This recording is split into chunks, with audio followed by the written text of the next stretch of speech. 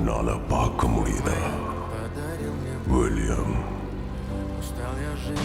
உலகத்தை மாத்த அவங்கள ஏன் தேர்ந்தெடுத்தன தெரியுமா?